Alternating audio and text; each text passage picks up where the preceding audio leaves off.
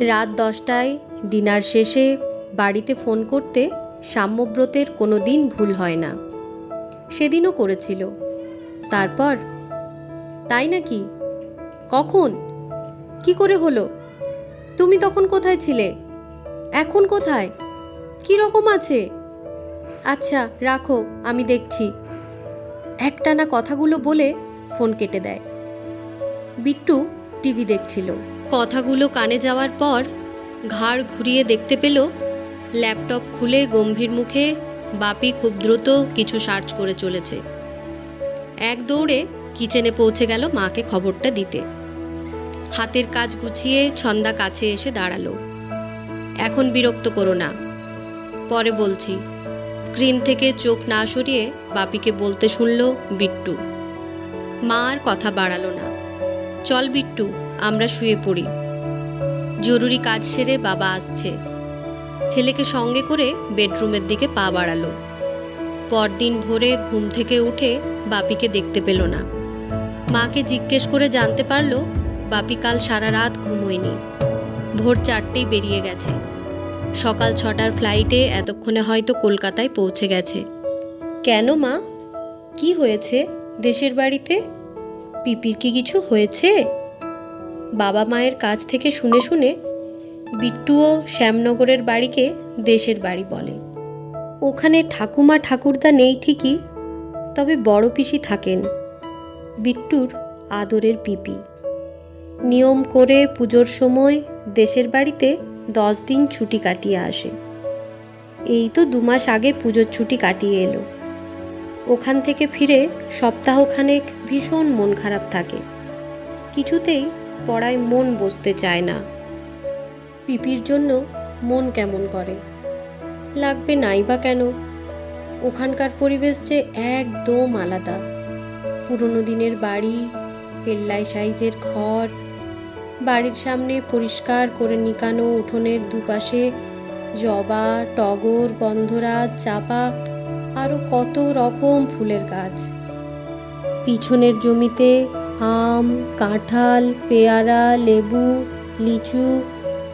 পুকুরের শেষে ধার ঘেঁষে নারকেল আর সুপুরি গাছের সারি। ফুল গাছ আর ফলের গাছ অবশ্য পিপি চিনতে শিখিয়েছে। নেড়ি কুকুর আর বেড়াল পাশাপাশি ঘুমোয়। গাছের ডালে কাক, শালিক, ডাহুক পাখি উড়ে এসে বসে। কাঠবেড়ালি আম গাছে তরতর করে ওঠানামা করে। জামরুল গাছে এবার বাবুই পাখির বাসা দেখে এসেছি। দুটো লেজ মোটা প্রাণী সরসর করে পাশ দিয়ে ছুটে যাওয়ায় ও ভয় পেয়ে পিপিকে জাপটে ধরেছিল। বিট্টুর চুল ঘেঁটে দিয়ে পিপি বলে, ও দুটো বেজি, দিব্যি খেলে বেড়ায়। জানবে, বেজি থাকলে বাস্তুতে সাপ থাকে না। বাস্তু কি পিপি? শোনো ছেলের কাণ্ড। অবশ্য তোমার আর দোষ কি বলো? ইংলিশ মিডিয়ামে পড়ো তো।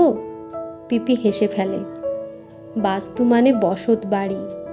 ওই যেখানে তোমার এই পিপি, ছোট পিসি আর তোমার বাবা জন্মেছে, একসাথে বড় হয়েছে, জন্ম ভিটে। এই দেখো, একসাথে দুটো নতুন শব্দ শিখলে, বাস্তু আর ভিটে। 10 দিন ছুটি যে কোথা দিয়ে কেটে যায় টের পাওয়া যায় না। পিপি ভীষণ ব্যস্ত হয়ে পড়ে। নিজের হাতে রান্না করে কত কিছু খাওয়ায়। আমসত্ত্ব, নাড়ু, মোয়া, গজা, ক্ষীর, সেমুই, পায়েস, আরও কত কি।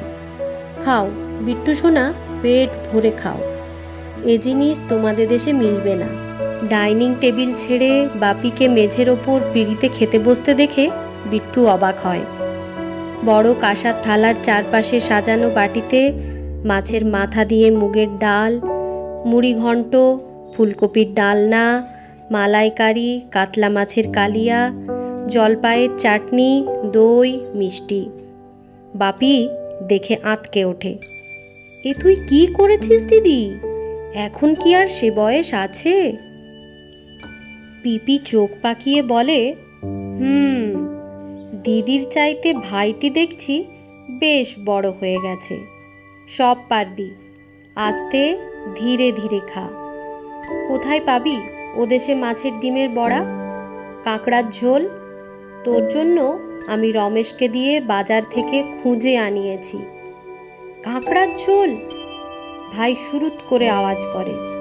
ইস, কত দিন খাইনি।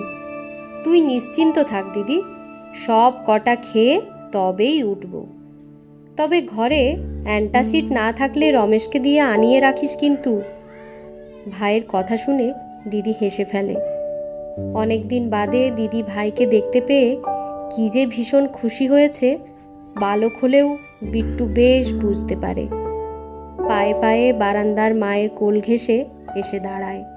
সুধায়, মা, পিপি বুঝি বাবাকে খুব ভালোবাসে, তাই না? আনমনা হয়ে শরতের নির্মল আকাশের নিচে পুকুরে ভেসে থাকা শাপলা পাতার ওপর জলফড়িংয়ের খেলা দেখছিল ছন্দা। ছেলের কথায় সংবিত ফিরল। ছেলের গাল টিপে বলল, পিপি বাবাকে যতটা ভালোবাসে, বাবা তার চাইতেও বেশি পিপিকে শ্রদ্ধা করে। কেননা পিপি বাবার কাছে শুধু বড়দিদি নয়, তার মা। মা? দিদি আবার মা? সে আবার কেমন কথা? বালকের কৌতূহল বাড়তে থাকে। বুঝলে না তো? ছন্দা হেসে ফেলে। শোনো তবে, তোমায় একটা গল্প বলি। গল্প নয়, সত্যি ঘটনা। সাম্যব্রত, মানে তোমার বাবা যখন খুব ছোট, এই তোমার বয়সী, তখন বাবার মা অর্থাৎ তোমার ঠাকুমা আকাশের তারা হয়ে যান। বড় পিসির বয়স তখন কত হবে? এই বছর 15 কিশোরী, ক্লাস 9। আর ছোট পিসি, যিনি দুর্গাপুরে থাকেন, তার বয়স ছিল 11। অনেকে তখন এই সংসারের হাল ধরার জন্য আমার শ্বশুরমশাইকে আবার বিয়ে করার পরামর্শ দিয়েছিলেন। তিনি নানা অছিলায় এড়িয়ে যান। তারপর একদিন বড় মেয়েকে কাছে ডেকে বললেন, কি মা, পারবি না সংসারের হাল ধরতে? ছোট ভাই আর বন্ধুটিকে মাতৃস্নেহে মানুষ করে তুলতে? বড় পিসি কোনো উত্তর না দিয়ে শোবার ঘরে চলে গিয়েছিল। তারপর খানিক বাদে ফিরে এসে বলেছিল, বাবা, রমা আর শামুর দায়িত্ব তুমি আমার উপর ছেড়ে নিশ্চিন্তে থাকতে পারো। সে তো বুঝলাম, কিন্তু পিপি ঘরে গিয়েছিল কেন? বিট্টু জানতে চাইল। ওখানে গিয়ে তোর ঠাকুমার ছবির সামনে দাঁড়িয়ে থেকে আশীর্বাদ চেয়ে নিয়েছিল। তারপর তারপর কি হলো মা?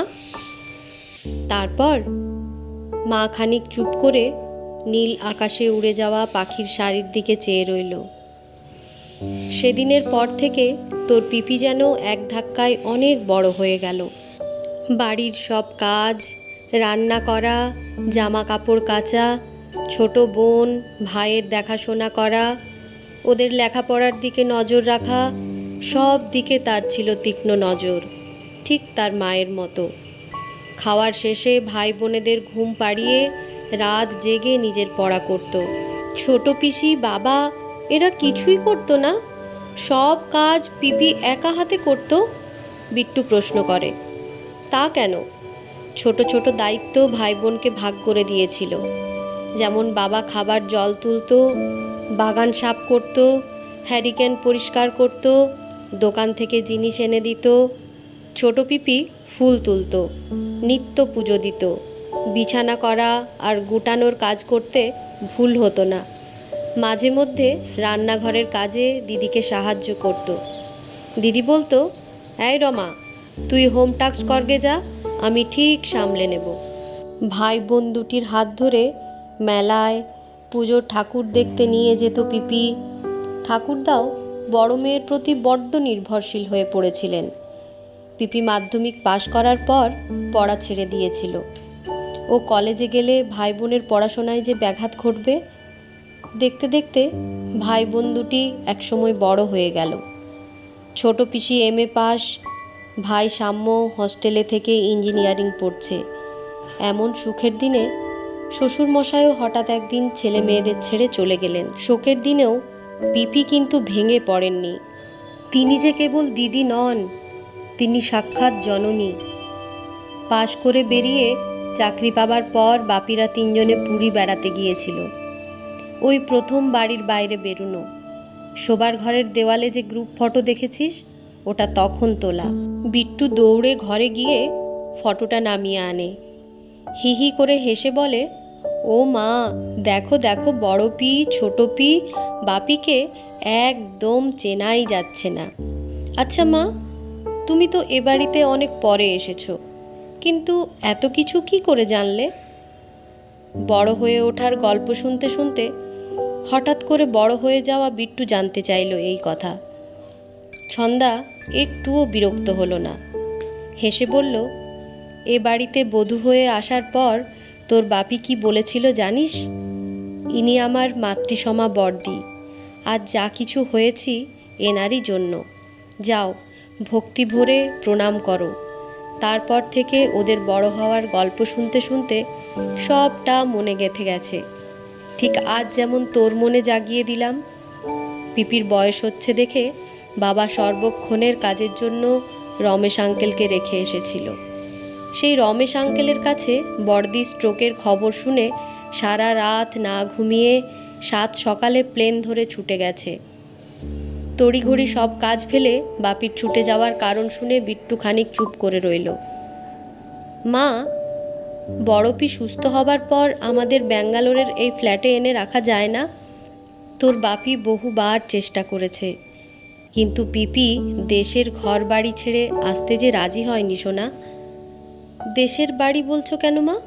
বলো বাস্তু ভিটা। মায়ের ভুল শুধরে দেয় বিট্টু। ব্যস্ত শহর ব্যাঙ্গালোরের ফ্ল্যাটে ইংলিশ মিডিয়ামে পড়া ছেলের মুখে বাস্তু ভিটা শব্দ শুনে ছন্দা হেসে ফেলে। ঠিক বলেছিস, বাস্তু ভিটা। বাস্তু ভিটার মায়া কি সহজে কাটানো যায়?